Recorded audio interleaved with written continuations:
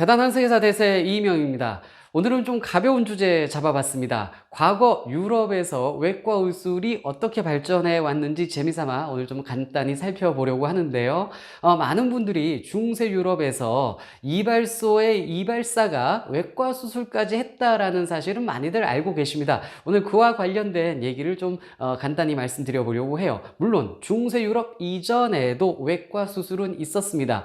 메소포타미아 문명까지 거슬러 올라갑니다. 물론 이 메소포타미아 문명은 서양은 아니지만 그 지역에 있었던 이 바빌로니아 왕국에 함무라비 법전이 남아 있는데 그 법전 내용 중에 수술하다가 사람을 죽게 한 자는 손을 자른다라는 법조항이 있습니다. 이 내용으로 봤을 때 과거 메소포타미아 문명에도 이 수술이라는 것이 있었겠구나를 추측을 해볼 수가 있는 것이죠.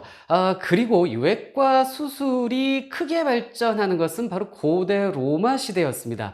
이 고대 로마 제국은 전쟁이 많았죠. 대외 확장을 하면서 전투도 많았고, 그리고 로마 사회에 사람들의 오락을 위해서 검투사들의 검투 경기도 많이 이루어졌었습니다. 유행했었죠. 이러다 보니까 전쟁터에서 부상당한 병사들, 그 다음에 검투 경기를 통해서 부상당한 검투사들이 많이 있었습니다. 이들을 치료하는 과정에서 외과 수술이 발달을 하게 됩니다. 칼에 베이기도 하고, 그럼 막 꼬매야 되잖아요. 수술을 해야 되고, 그 다음에 칼에 찔려서 이 장기까지 다치는 경우, 이런 경우도 수술을 했어야 합니다. 그래서 고대 로마를 거치면서 유럽에서 외과 수술이라는 것이 발달했었음을 우리가 알 수가 있고요. 특히 이 검투 경기 중에 죽은 검투사들 같은 경우는 신분이 노예잖아요. 그래서 이들의 시신을 가지고 해부까지 해보면서 이 해부학도 어느 정도 발달하는 그런 로마의 모습도 살펴볼 수가 있습니다. 그리고 중세 유럽 얘기를 해보도록 할게요. 중세 유럽은 앞에서도 말씀드렸듯이 이발소의 이발사들이 외과 수술까지 했습니다. 그렇다면 왜 이발사들이 외과 수술까지 했냐라는 거예요. 일단 이발사들은요, 가위로 머리 손질을 잘할 뿐만 아니라 칼로 면도도 해요. 칼을 잘 쓴다 이거예요. 칼과 가위를 잘 쓰기 때문에 외과 수술을 여기서 겸업을 한 겁니다. 그런데 당시 정식 외과 의사들도 있기는 있었습니다. 중세 파리 대학 같은 경우는 대학교 안에 전공 외과 수업이 있었어요. 그런데 문제는 내과 의사들이 외과 의사들을 무시하고 천하게 여겼다는 겁니다. 이유는 손에 피를 묻히기 때문이었다는 건데요. 또 하나, 이 외과 의사들은 의사를 하면서 이발을 또 겸업하는 사람들이 있었어요. 이발소에서 이발사들이 외과 수술을 하듯 이 외과 의사들이 또 이발을 하는 경우도 있었거든요. 이게 같이 막 이렇게 섞여서 운영이 된 거예요. 그러다 보니 내과 의사들이 외과 의사들 쟤들은 손에 피 묻히지 그 다음에 이발까지 하지 라며 이렇게 자기 아래로 봤어요. 무시했어요. 천하게 여기기까지 했던 겁니다. 그러다 보니 사람들이 별로 외과 의사를 하고 싶어 하지 않았었던 거죠.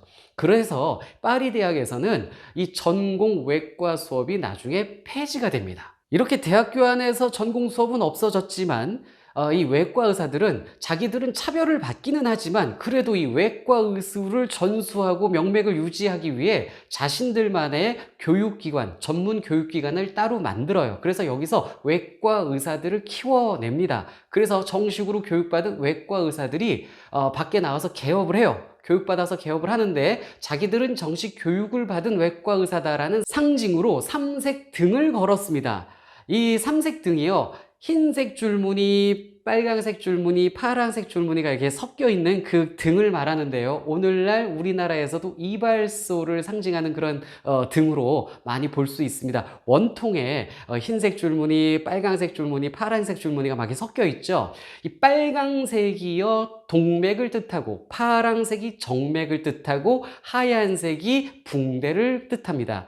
이래서 삼색등이 딱 간판으로 만들어졌고요. 이 삼색등은 수술이 가능한 곳이다라는 것을 상징적으로 보여주는 그러한 간판이었습니다. 이렇게 삼색등을 건 외과 의사들은 우리는 일반 이발사들과는 다르다라는 또 것을 표시하기 위해서 하얀색 가운을 입었어요. 이것이 오늘날 의사 가운의 기원이 됩니다. 이렇게 차별받던 외과 의사들, 이들의 지위가 상승되는 것은요, 17세기 후반 프랑스에서였습니다. 루이 14세 때부터였는데요. 루이 14세는요, 엄청나게 치질로 고생을 했었다라고 해요. 그런데 이 치질을 외과 의사 샤를 프랑스와 펠릭스라는 사람이 잘 치료했다라고 합니다. 이래서 루이 14세가 이 외과 수술이 굉장히 중요하구나 본인이 깨닫고 자신의 주치의로 외과 의사 조르주 마레샬이라는 사람을 등용을 합니다. 이 조르주 마레샬은요, 루이 14세 그 다음에 루이 15세 때까지 왕실의 주치의로서 일을 하게 됩니다. 이래서 외과 의사의 위상이 크게 올라가게 되고요. 18세기 프랑스에서는요, 왕립 외과 아카데미라는 학교까지 따로 설립을 해서 외과 의사들을 키워내게 됩니다. 그리고 18세기 중반부터 프랑스와 영국에서는 이발사가 외과 수술을 하는 것을 법적으로 금지합니다. 이때부터 이발소와 외과 병원이 완전히 구분이 되는 것이고 이발사와 외과 의사가 구분이 되는 겁니다.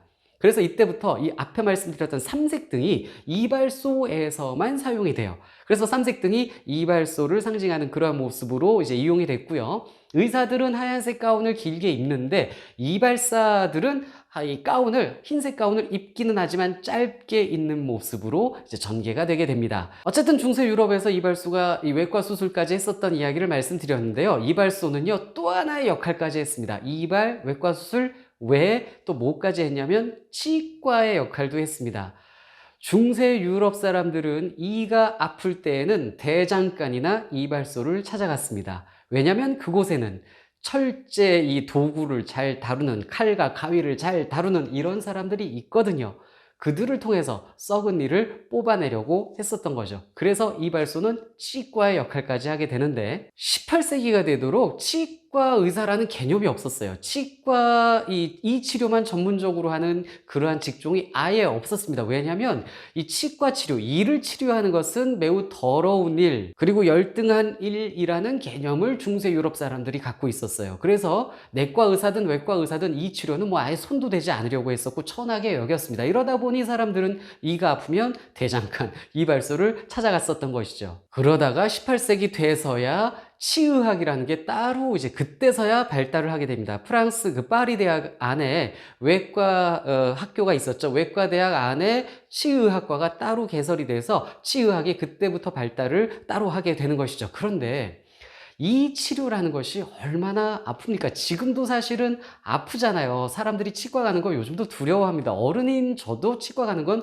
참 불편한 일이거든요. 왜냐면 이게 아프니까 뭐 비용도 많이 들지만.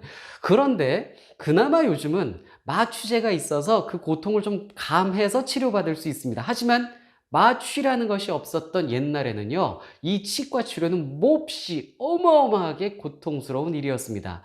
외과 수술을 받는 사람보다 이 치료 받는 사람들이 숫자가 훨씬 많았을 텐데 이 치료가 흔한 이 치료가 너무도 고통스러웠기 때문에 사실은 이 치료를 받다가 옛날에는 쇼크로 사망을 하는 경우까지 발생을 하게 된 겁니다. 이러다 보니 이 환자들, 이가 아픈 환자들의 고통을 덜해주기 위해서 마취제라는 것이 개발이 됩니다. 이 마취제는요, 치과 의사들에 의해 처음 개발되고 실험이 됐습니다. 19세기 미국의 치과 의사 호러스 웰스라는 사람이 처음 마취라는 것을 이제 시도를 하는데 이 사람이 사용한 마취제는요, 산화질소였습니다. 이 산화질소는 사람이 마시면 이게 웃음가스라고 해서 사람을 즐겁게 만들고 기분 좋게 만드는 그런 가스이기 때문에 치료에 사용을 하면 사람들이 기분 좋게 치료받을 것이다, 이런 생각을 했었던 거예요. 그래서 산화질소 가스를 이용을 했는데, 그런데 이게 이 고통을 감해주는 데는 전혀 역할을 하지 못했어요. 그래서 가스를 주입했는데 너무도 고통스러워서 막 비명 지르고 막 쓰러지는 사람들 발생하고, 심지어 이 가스 삽입을 과하게 해서 사망하는 사건까지 발생을 하게 됩니다. 이래서 이 산화질소로 이 치료를 사람들이 좀 고통을 좀 덜해서 치료받게 하려고 했던 이 호러스 웰스라는 치과 의사는 사람들의 조롱 속에서 결국 폐업을 하게 되고 치과 의사의 길도 포기하게 됩니다.